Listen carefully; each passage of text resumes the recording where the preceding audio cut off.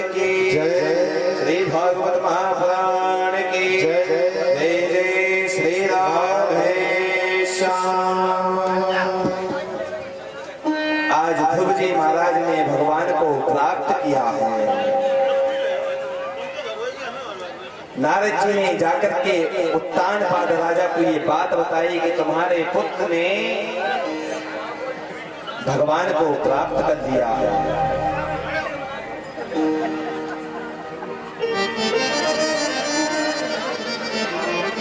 आज उत्तानपाद राजा ध्रुव जी महाराज के स्वागत के लिए महल के बाहर, नगर के बाहर खड़े हैं।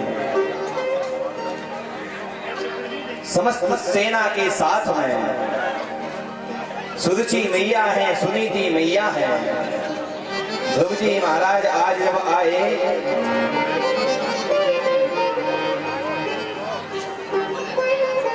तो सबसे पहले ध्रुव जी ने किसको प्रणाम किया?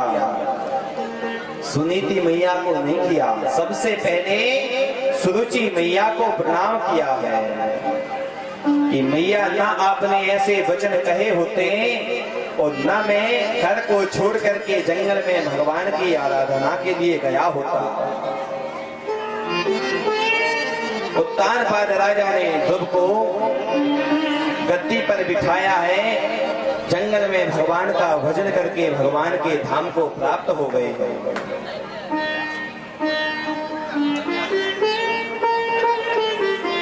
एक उत्तम जंगल में शिकार खेलने गए, यक्षों ने उन्हें मार दिया है। सुरुचि जंगल में गई, आग लग गई, उसका भी प्राणांत हो गया है।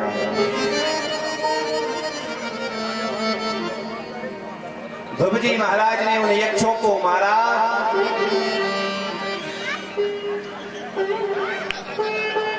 कुबेर जी ने आकर के समझाया ध्रुव जी को कि ना आपने यक्षों को मारा है, ना आप यक्षों ने आपके भाई को मारा है। जो कुछ भी हो रहा है वो काल की गति का प्रभाव है।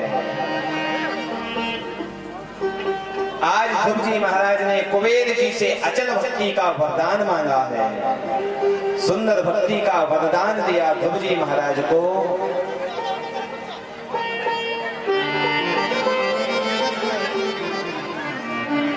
ध्रुव जी के लिए सुंदर विमान आया, उस विमान में बैठ करके जैसे ही बैठने लगे तो एक पुरुष आया, कहने लगा महाराज आप ऐसे नहीं जा सकते हैं। क्यों? उसका नाम है मृत्यु देवता। इस संसार का नियम है कि जो भी यहाँ आया है वो बिना इसको स्वीकार किए हुए यहाँ से जा नहीं सकता है। आज ध्रुव जी महाराज ने मृत्यु देवता के सिर पे पैर रखा। मृत्यु मूर्धनि परम दत्वा आरुहाद्भुतम ग्रहम। और उस विमान में बैठ करके जैसे ही ध्रुव जी महाराज चलने लगे, ध्रुव जी महाराज को अपनी मैया की याद आई कि मैं तो भगवान के धाम को जा रहा हूँ, लेकिन मेरी मैया तो नीचे ही रह गई। रोको रोको, विमान को रोको। सेवकों ने कहा महाराज, जिसके बालक ने भगवान को प्राप्त कर लिया उसकी मैया मृत्यु लोक में कैसे रह सकती है? देखो आपसे आगे आपकी मैया का विमान जा रहा है, आगे आगे सुनीति मैया का विमान है, पीछे पीछे ध्रुव जी महाराज का विमान है। ध्रुव जी महाराज ने भगवान का भजन किया और भजन के प्रभाव से ध्रुव पद को प्राप्त किया है। समस्त देवताओं ने पुष्प वृष्टि करी है।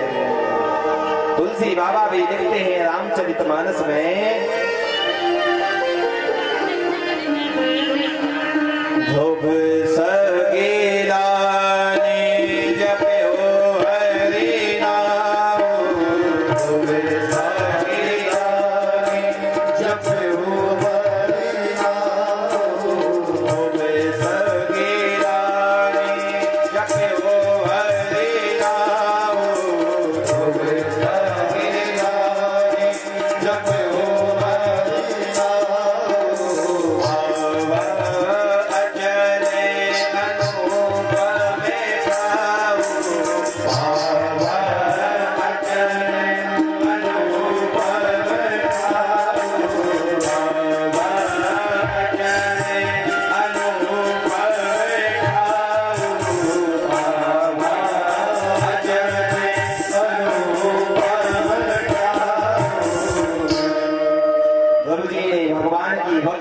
के ध्रुव पद को प्राप्त कर लिया है।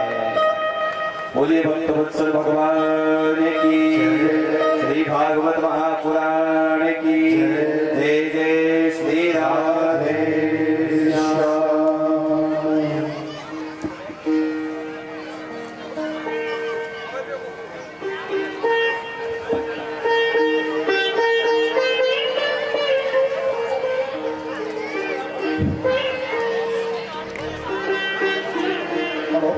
हमारे बीच श्री ठाकुर सुरेंद्र सिंह, मंडल अध्यक्ष भाजपा, आप आए। व्यास जी महाराज जी का माल्यार्पण कर आशीर्वाद ग्रहण करें। इसी क्रम अनुसार श्री नीरू चौहान जी, मंडल अध्यक्ष भाजपा युवा मोर्चा सेवड़ा, पंडित श्री संतराम चौधरी जी, वरिष्ठ भाजपा नेता जी, आप आए। व्यास जी महाराज जी का माल्यार्पण कर आशीर्वाद ग्रहण करें।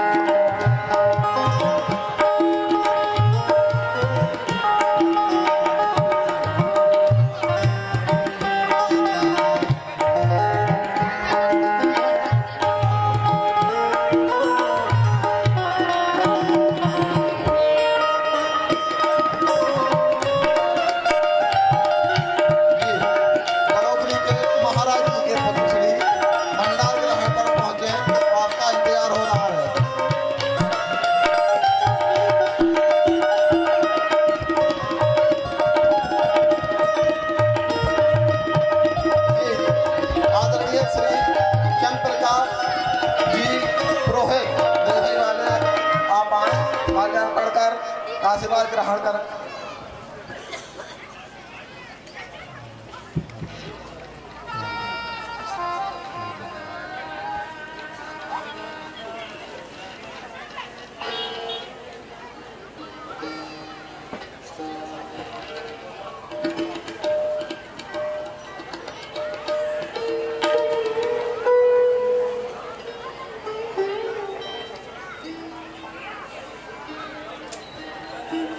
आदरणीय चाचा श्री रामसिया सिंह चौहान जी आए, महाराज जी को सॉल भेंट कर आशीर्वाद ग्रहण कर।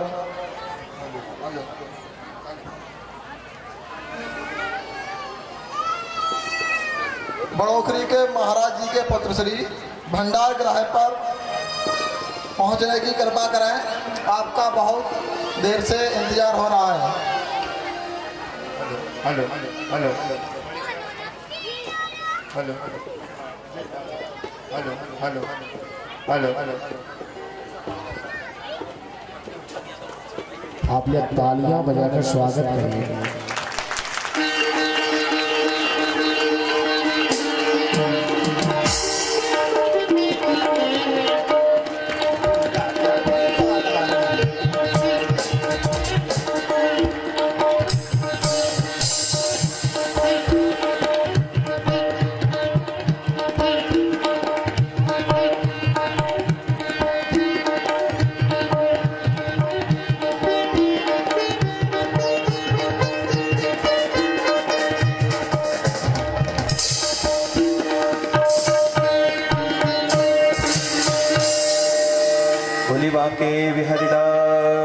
की, श्री भागवत महापुराण की जय। जय श्री राधे राधे श्याम। आज का जो भंडारा है श्री श्यामलाल सिंह जी के दाऊ जी की तरफ से श्रीमान सुरेंद्र सिंह जी जो मेंबर हैं, श्रीमान शैलेंद्र सिंह जी, संतू भैया, इनकी तरफ से आज माता अन्नपूर्णा का भंडारा है। कथा विराम होने के पश्चात सभी माताएं बहनें और पुरुष वर्ग भंडारा पाने के ही बाद यहाँ से जाएंगे। जय जय श्री राधे, जय श्री राधे। इन्हीं ध्रुव जी के वंश में जन्म हुआ है राजा अंग का। इनका विवाह मृत्यु देवता की पुत्री सुनीता के साथ में हुआ है। एक पुत्र उत्पन्न हुआ बेन, बड़ा ही दुष्ट था, जीवों की हत्या करता है, यज्ञों को तहस नहस करता है। राजा अंग ने जब ये देखा तो राज्य को छोड़ करके चले गए। कोई दिखाई नहीं दिया तो संतों ने बेन को ही राजा बना करके बिठा दिया। बेन ने नियम लागू करवा दिया, न यष्टव्यम न दातव्यम न होतव्यम द्विजा क्वचिद। न कहीं पर यज्ञ होगा, न कहीं पर जप होगा, न कहीं पर तप होगा। जब तप भी करना है तो मेरे नाम का ही होगा। संतों ने आकर के समझाया, संतों से उल्टा सीधा बोलने लगा। एक हुंकारी मारी संतों ने कि बेन का गोविंदाय नमो नमः हो गया। शरीर का मंथन किया गया, बेन के शरीर से एक काला करूटा पुरुष निकला। संतों ने कहा निसी निसी बैठ जाओ, बैठ जाओ। वहीं से निषाद जात की उत्पत्ति हुई है। पुनः मंथन किया गया तो दाहिने भाग से पृथु और बाएं भाग से अर्ची जी का प्राकट्य हुआ है। ये भगवान के ही स्वरूप में थे। प्रजा ने आकर के इनसे प्रार्थना करी है कि पृथ्वी अपने धान्यों को अपने अंदर छुपाए है, कुछ नहीं देती है। पृथु जी ने पृथ्वी को मारना चाहा, गौ का रूप धारण करके पृथ्वी भागी है। पृथ्वी ने कहा कि आप मेरा दोहन करिए, तो आज पृथु जी ने मनु जी को बछड़ा बना करके समस्त औषधियों का दोहन किया है। सभी ने अपने अपने योग दोहन किया है। दैत्यों ने प्रहलाद को बछड़ा बना करके लौह रूपी पात्र में मदिरा का दोहन किया है। देवताओं ने इंद्र को बछड़ा बना करके स्वर्ण रूपी पात्र में अमृत का दोहन किया है। नागों ने तक्षक को बछड़ा बना करके मुख रूपी पात्र में विष का दोहन किया है। सभी ने अपने अपने द्वारा दोहन किया और पृथु जी ने उसको पुत्री माना है, इसीलिए नाम पड़ा है पृथ्वी। पृथु जी के पुत्र हुए हैं विजितासुर। इनके यज्ञ का घोड़ा इंद्र चुरा करके ले गए। भगवान ने उनकी मित्रता करवाई है, भगवान उनके यज्ञ में पधारे हैं। पृथु जी ने भगवान से आशीर्वाद मांगा। क्या हम चाहते हैं कि जो कान आपने दो हमें दिए हैं, इनसे भगवान की कथा नहीं सुन पाते। आप इन्हीं दो कानों में हमें 10,000 कानों की शक्ति प्रदान करें। तुलसी बाबा ने लिखा है, पर अग सोनाए सहस 10 काना।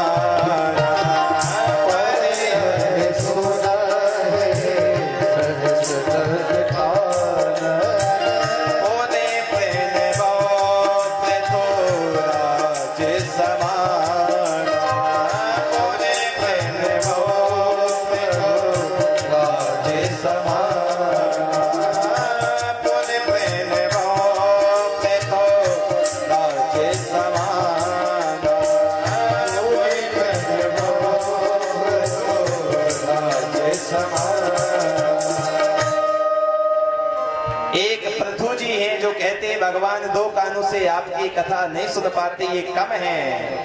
और एक हम संसारवासी हैं कि कथा में आने के बाद में भगवान की कथा में मन नहीं लगता है। फिर भी इधर उधर और तब फिर माताएं बहनों की तो पूछने ही का है। जे अगर एक से दो जहां भई तो समझ लो किसी की जरूरत नहीं है। और फिर यहाँ तो संगम है, एक दूसरे के मोहल्ले से आई हैं, एक दूसरे गांव से आई हैं, वो उनका हाल चाल ले रही हैं, वो उनका हाल चाल ले रही हैं। कथा तो हमेशा होती रहती है, पर ये आपकी सखी दोबारा थोड़ी ना मिलेगी। और कुछ लोग तो सोने में मगन हैं, बढ़िया आराम से घूंघट मारा, जय हो महाराज, बढ़िया निद्रा आती।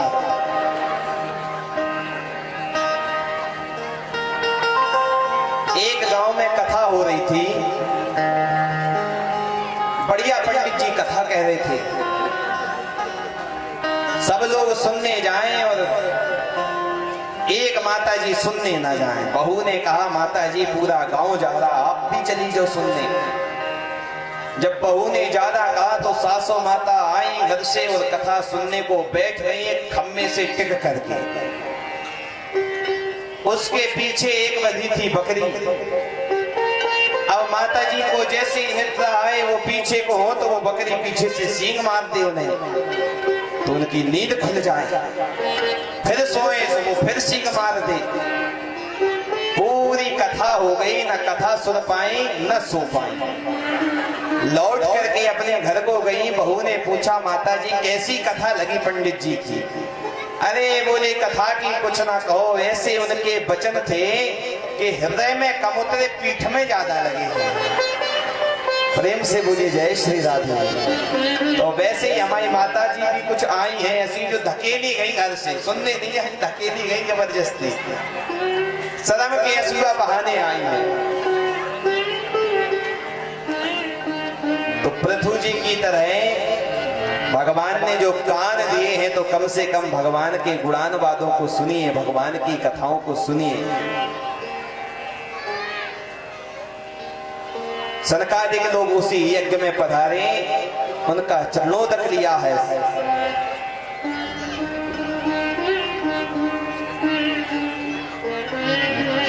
पृथु जी कहते हैं कि जिस घर में ब्राह्मणों के चरण नहीं पड़ते हैं और जिस घर में स्वाहा सुधाकार की शब्दों को सुना नहीं जाता है, कभी ऐसे शब्द नहीं सुनाई देते हैं, वो घर घर नहीं है, वो शमशान के तुल्य है।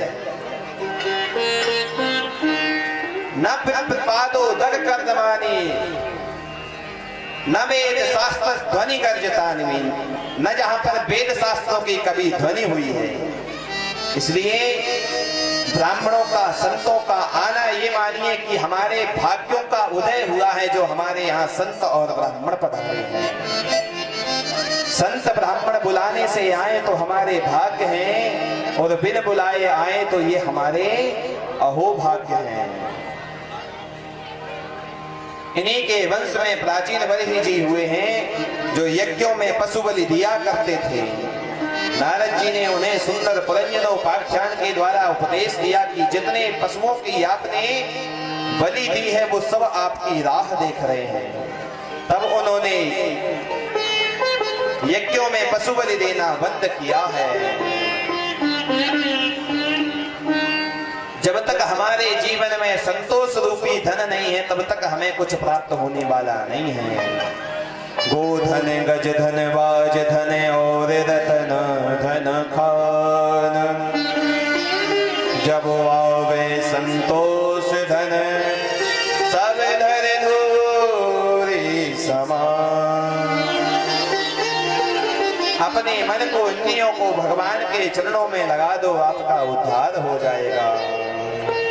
देखना इंद्रियों के न घोड़े भगे, इनमें संयम के निस दिन कोड़े पड़े। अपने रथ को सुमार के चलाते चलो, कृष्ण गोविंद गोपाल गाते चलो। अपने मन को इंद्रियों को भगवान के चरणों में लगा दो और भगवान के नाम को जपते रहो, आपका उद्धार हो जाएगा, कल्याण हो जाएगा। परीक्षित जी ने सुखदेव भगवान से प्रश्न किया कि मनु जी की जो द्वितीय पुत्र हुए हैं प्रियव्रत जी, ये तो आत्माराम थे, लेकिन इन्होंने फिर गृहस्थाश्रम क्यों अपनाया? प्रियव्रतो भागवतो आत्मारामः कथम मुने। सुखदेव जी ने कहा, एक बार नारद जी इन्हें विरक्त दीक्षा देने को आए तो ब्रह्मा जी ने समझाया कि गृहस्थाश्रम का पालन करना चाहिए। इन्होंने गृहस्थाश्रम का पालन किया। एक दिव्य तेजोमय रथ बनाया। देखा कि रात्रि जो होती है वो संसारवासी इसको सोने में व्यतीत कर देते हैं। आगे आगे सूर्य भगवान पीछे पीछे अपने रथ को लेकर के चलने लगे। 7 द्वीप और 7 समुद्र बने हैं। ब्रह्मा जी ने समझाया इन्हें, तब इन्होंने परिक्रमा लगानी बंद करी है। इन्हीं के वंश में आगे आग्नेन्द्र हुए हैं और इनके यहाँ नाभि जी का जन्म हुआ है। तो नाभि के यहाँ जब कोई पुत्र उत्पन्न नहीं हो रहा था तो इन्होंने एक पुत्रेष्टि यज्ञ करवाया। उससे साक्षात भगवान प्रकट हुए। भगवान ने कहा, बताओ ब्राह्मणों क्या करें? ब्राह्मणों ने कहा कि नाभि जी आपके जैसे पुत्र को प्राप्त करना चाहते हैं। भगवान ने कहा, हमारे जैसा तो कोई नहीं है, लेकिन तुम ब्राह्मणों के वाक्य को सत्य करने के लिए नाभि जी के यहाँ हम पुत्र बन करके आएंगे। उनकी पत्नी मेरु देवी के गर्भ से ऋषभदेव भगवान का प्राकट्य हुआ है। बोलिए ऋषभदेव भगवान की जय। इंद्र ने इनके राज्य में वर्षा नहीं करी, इन्होंने अपने तेज से वर्षा कर दी। इंद्र को लज्जा आई, आकर के अपनी पुत्री जयंती का विवाह इनके साथ में किया है। इनके भरत आदि 100 पुत्र उत्पन्न हुए हैं। अपने पुत्र को राज्य दे करके ऋषभदेव जी महाराज एक बार सभा में उपदेश देने के लिए पहुंच गए हैं। ये जो शरीर हमें प्राप्त हुआ है ये भगवान के भजन के लिए प्राप्त हुआ है।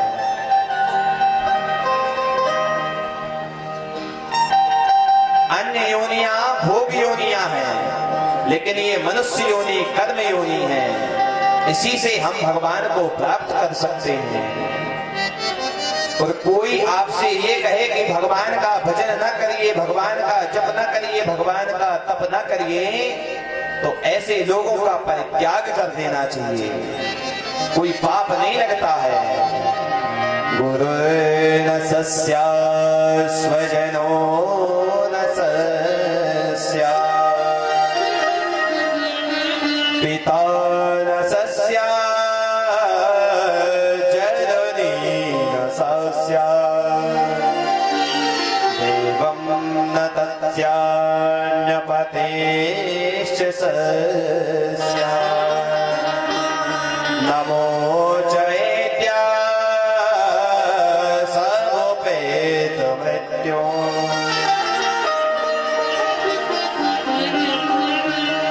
बलि ने अपने गुरु जी का परित्याग कर दिया, लेकिन कोई पाप नहीं लगा। भरत जी ने अपनी माता जी का परित्याग कर दिया, लेकिन कोई पाप नहीं लगा। प्रहलाद जी ने अपने पिताजी का परित्याग कर दिया, लेकिन कोई पाप नहीं लगा है। विभीषण ने अपने भाई का परित्याग कर दिया, लेकिन कोई पाप नहीं लगा है। वो ये सोचे कि बिना भगवान के भजन के हमारी मुक्ति हो जाएगी, उद्धार हो जाएगा, तो ये तो असंभव है। वारी मथे घृत होए वरुसिकता ते वधुतेल, विनो हरि भजन ना भव तरहि, यह सिद्धांत अपेल। जल के मथने से घी निकल सकता है, बालू के पेरने से तेल निकल सकता है, लेकिन कोई ये सोचे कि बिना भगवान के भजन के हमारा उद्धार हो जाए, तो ये तो संसार में हो ही नहीं सकता है। उपदेश लेकर के वृक्ष के नीचे जाकर के बैठ गए संसार वासी, उनके पास में आते हैं, महाराज ये बताओ धन आएगा कि नहीं आएगा?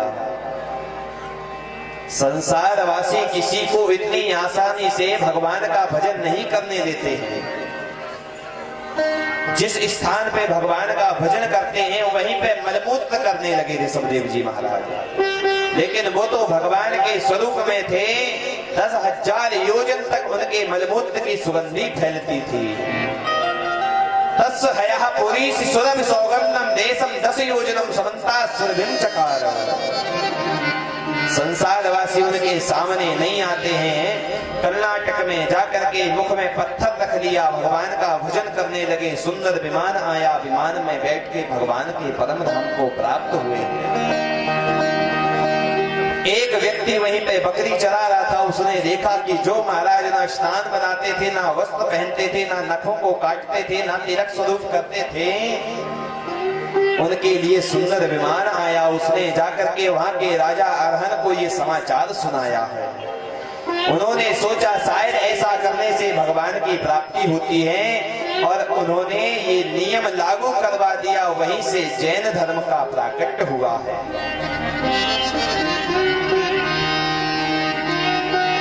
भरत जी महाराज, इनके यहाँ सुमति आदि 5 पुत्र उत्पन्न हुए हैं।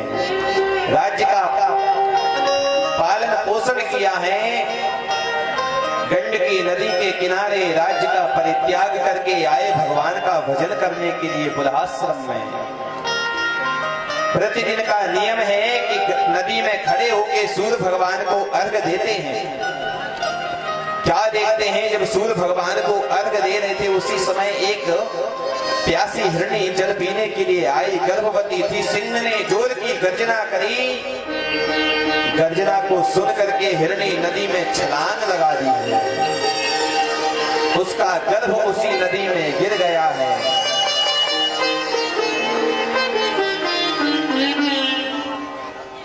हिरणी गई और एक गुफा में उसका प्राणांत हो गया।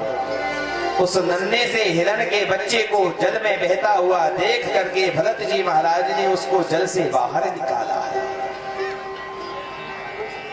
दया करनी अच्छी बात है, लेकिन मोह करना अच्छी बात नहीं है। और मोह हुआ तो कहां, राज्य का परित्याग करके आए, घर परिवार को छोड़ के आए। आज मोह हुआ तो एक मृग के बच्चे में हुआ। धीरे धीरे आसक्ति बढ़ने लगी है।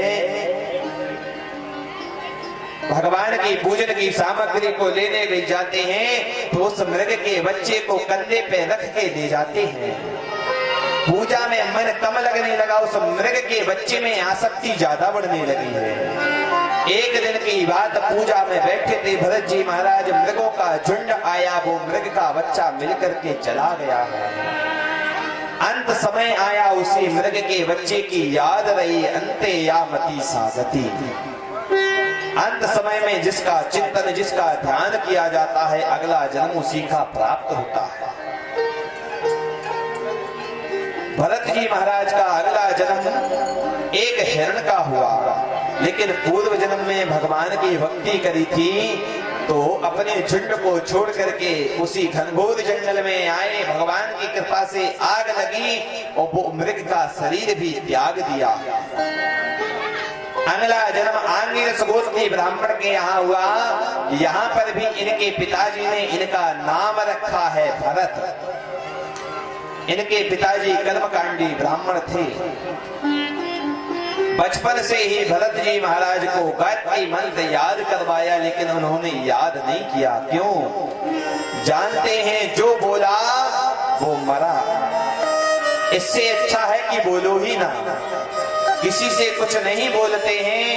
इनके पिताजी ने इनका नाम रख दिया है जड़ भरत।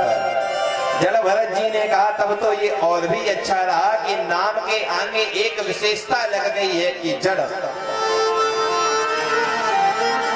इनके पिताजी का प्राणांत हुआ, शरीर छोड़ दिए पिताजी।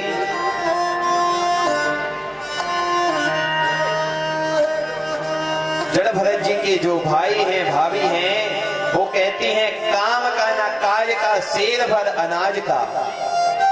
न तो कोई काम करता है, वो खाने को उसको दिन में 4 बार चाहिए। कुछ काम बताओ उसे। काम बताया गया जड़ भरत जी महाराज को कि इस स्थान पे गड्ढा करना है, यहाँ पे मिट्टी एकत्रित करनी है। जानते हैं यदि एक काम को अच्छे से करेंगे तो कल दो काम मिलेंगे। तो जिस स्थान पे गड्ढा करना था वहां पे मिट्टी एकत्रित कर दी, और जहां मिट्टी एकत्रित करनी थी वहां गड्ढा खोद दिया। इनके भाइयों ने कहा तुम किसी काम के नहीं हो, चलो यहां से दूसरे खेतों पे ले चलते हैं तुम्हें। दूसरे खेतों पे ले गए कि यहाँ पे पक्षी आते हैं, दाना चुनते हैं, तुम पक्षियों को भगाते रहना।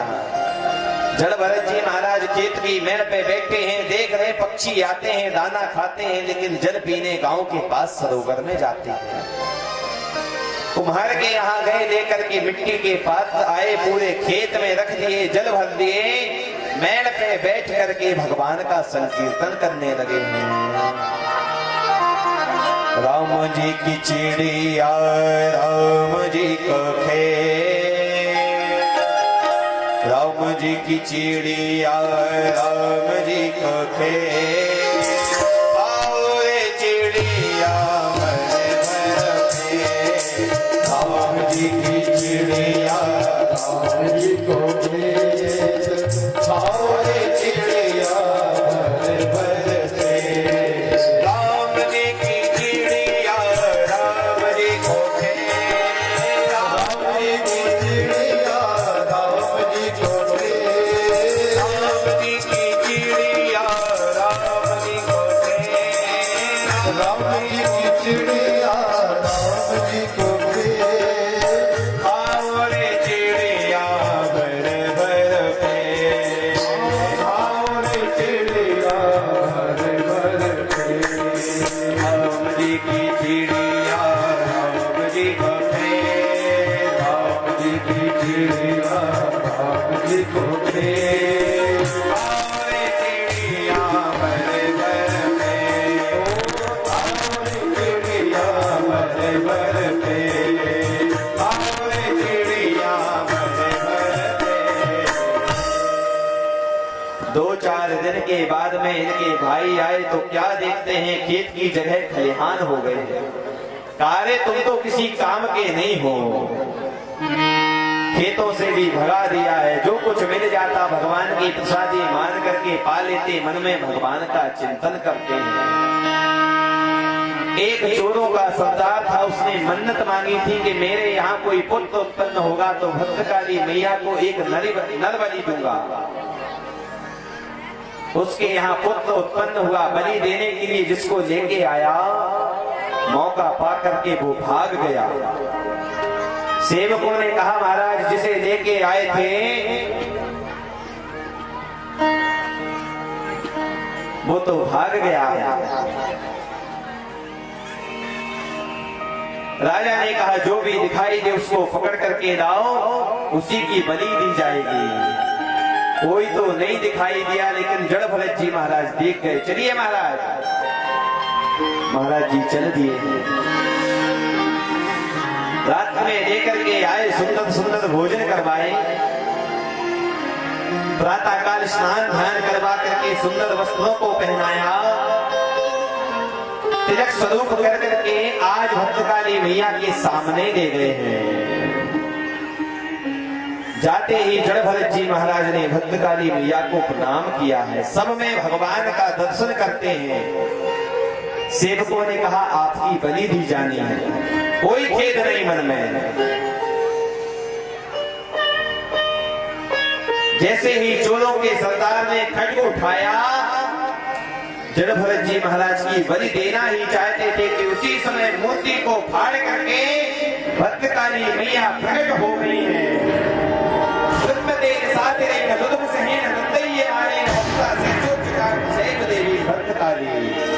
बोली भद्रकाली मैया की जय। खड्ग को छीन करके जितने भी वहां पर सैनिक थे सबको मार करके उनके मुंडों की माला बना करके मैया ने गले में धारण कर दिया है, रक्त का पान करने लगी है। लेकिन आज जड़ भरत जी महाराज तो मैया के दरबार में हैं।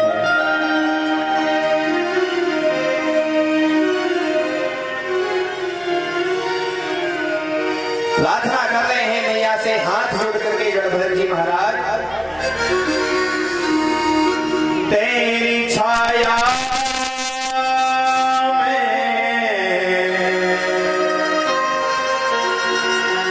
तेरे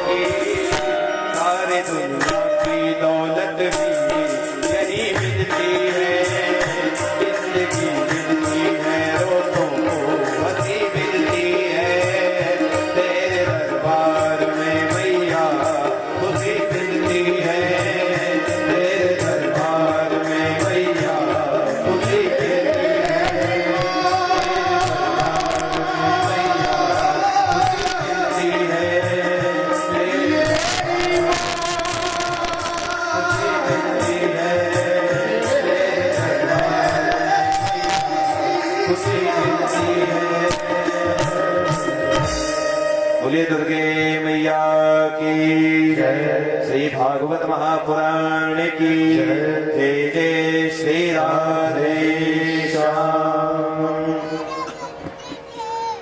जड़भरत जी ने आज भद्रकाली मैया को प्रणाम किया, वहां से आगे चल दिए। एक सिंधु सौवीर देश का राजा है रहुगढ़, सत्संग के लिए जाया करता था। मार्ग में एक कहर बीमार पड़ गया, लाकर के जड़भरत जी को पालकी से लगा दिया। लेकिन संत कैसे चलते हैं? संत चले पैया पैया चीटियां बचाए के, राजा चले हाथी घोड़ा पालकी सजाए। चीटियों को आगे देख करके जड़भरत जी महाराज उछल पड़े। रहुगढ़ का सर पालकी से लगा, क्रोधित होने लगा, हे बोझारा। अरे बोझा ढोने वाले कहारो, कैसे चलते हो? सेवकों ने कहा महाराज हम तो अच्छे से चल रहे, नया कहर आया ये बीच में कूदता है। तो आज रहुगढ़ ने व्यंग किया कि लगता है ये वहां से अकेले पालकी को लेकर के आ रहा है और सारा बोझा लगता है यही ढो रहा है। कहने लगा कि ऐसी चिकित्सा करूंगा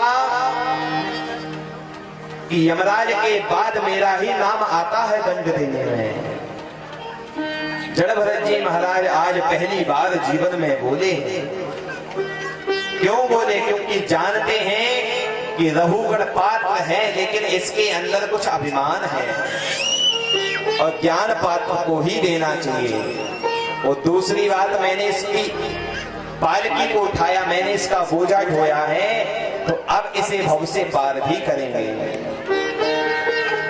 जड़भरत जी ने कहा राजन तुम मेरी चिकित्सा क्या कर सकते हो? तुम जिसकी चिकित्सा करोगे, जिसको मार सकते हो, जिसको काट सकते, जिसको जला सकते, वो मैं नहीं हूं। मैं तो आत्मा हूं, शरीर नहीं हूं। गीता में भगवान कहते हैं नैनम छिन्नन्ति शस्त्राणि नैनम दहति पावका न चैनम क्लेदयन्त्यापो न शोषयति मारुता। न इस आत्मा को कोई जला सकता, न कोई सुखा सकता, न इसको कोई काट सकता है। सुंदर उपदेश दिया राजा रहुगढ़ को। रहुगढ़ पालकी से नीचे उतर करके आया है, आज जड़भरत जी के चरणों में साष्टांग दंडवत प्रणाम किया है, भवाटवी का वर्णन श्रवण करवाया है कि तुलसी यह तन खेत है, मन वच कर्म के साथ, पाप पुण्य दो बीज है, भवय सुदय निराम। ये शरीर कैसा है?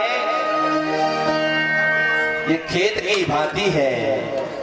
पुण्य करोगे तो स्वर्ग की प्राप्ति होगी, पाप करोगे तो नरक में जाना पड़ेगा। परीक्षित जी महाराज के हाथ पैर कांपने लगे। सुखदेव भगवान से कहा गुरु जी पाप तो हमसे भी बना है, क्या हमें भी नरक में जाना पड़ेगा? सुखदेव भगवान ने कहा नहीं, जिसने भी प्रायश्चित कर लिया है, और प्रायश्चित क्या कि एक बार जो पाप बन गया उसको दोबारा न करिए, यही प्रायश्चित है। एक बार भी जिसने भगवान के नाम को मन से दे दिया उसका उद्धार हो जाता है, कल्याण हो जाता है। बोले बांके बिहारी लाल की जय, श्री हनुमान जी महाराज की जय, श्री भागवत महापुराण की जय। जय जय श्री राधे श्याम। आज की कथा कहीं पर विराम होता है और कल की कथा में कन्हैया का जन्मोत्सव है, नंदोत्सव है। तो वैसे तो एमपी में दूध दही की कोई कमी है नहीं, लेकिन जब नंद बाबा के यहाँ नंदोत्सव मनाया गया था तो इतने दूध दही की वहां पे बरसात हुई थी कि ऐसा लगने लगा था जैसे नंद महल क्षीर सागर हो और उस क्षीर सागर में क्षीर साई भगवान शयन कर रहे हैं। तो कल आप लोग भी अपने अपने घरों से दूध दही लेकर के आए और बढ़िया भगवान की कथा का आनंद लीजिए, प्रसादी पाइए। एक चीज हमें समझ में नहीं आती कि माता जी लोग उठ उठ के घर को काहे को जाती हैं? भोजन बनाना नहीं, भंडारा यहीं पाना है? खूब आराम से खाओ, भगवान का गुणानुवाद गाओ। क्या करेंगी घर को जाकर के? तो कल से आप लोग समय से पधारे, रेलवे स्टेशन की तरह नहीं कि 5 बजे तक गाड़ी निकल रही है। अभी कुछ लोग तो वो पीछे से चले आए, नहीं सुने कि आरती होने लगी, अब चलो। सबसे श्रेष्ठ श्रोता कौन होते हैं? बोले कथा हो और वो कथा के समय पे पहुंचे। नहीं तो हम ये मानेंगे कि आप लोग भंडारे खाने आते हैं बस। तो कल सभी लोग समय से पधारें, भगवान की कथा को श्रवण करके अपने जीवन को धन्य बनाएं। आइए